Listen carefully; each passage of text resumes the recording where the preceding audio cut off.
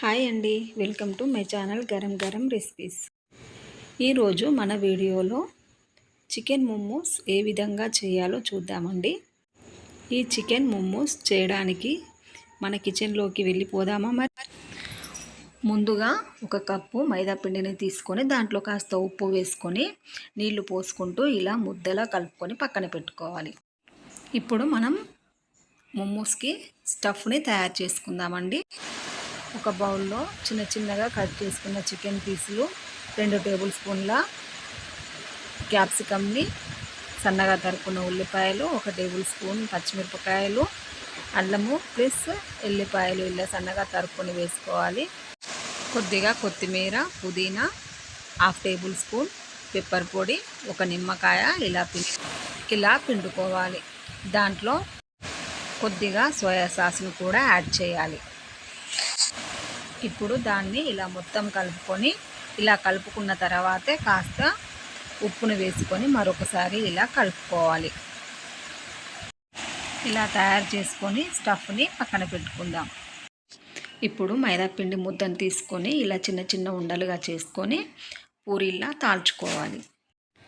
ఇలా తాల్చుకున్న పూరీలో చికెన్ స్టఫ్ను పెట్టుకొని నేను చూపించిన విధంగా ఇలా డిజైన్ చేసుకోవాలి.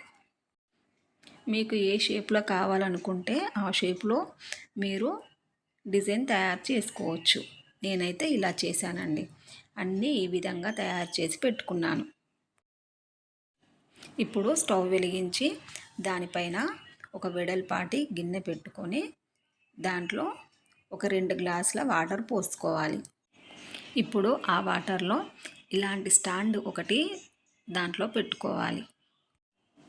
ఇప్పుడు ఒక చిల్లుల బుట్ట తీసుకొని దాంట్లో ఈ మోమోస్లన్నీ దాంట్లో వేసుకొని ఆ చిల్లుల బుట్టని ఆ వాటర్లో పెట్టుకొని ఇలా ఆవిరిపోకుండా మూత పెట్టుకోవాలి. దాదాపు 15 మినిట్స్ వరకు ఇలా హై ఫ్లేమ్లో ఉడికించుకోవాలి.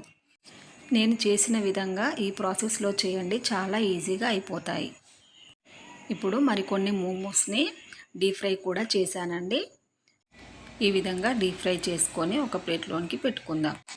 అంతే అండి, సింపుల్గా ఆవిరి పట్టించిన మోమోస్, డీప్ ఫ్రై చేసిన మోమోస్ని ఇలా సర్వింగ్ చేసుకొని టమాటో సాస్ తోటి తింటే చాలా బాగుంటుంది. మరి నేను చేసిన మోమోస్ మీకు నచ్చాయని అనుకుంటున్నాను. మరి మా మోమోస్ మీకు నచ్చినట్లయితే ఒక లైక్ చేయండి, షేర్ చేయండి.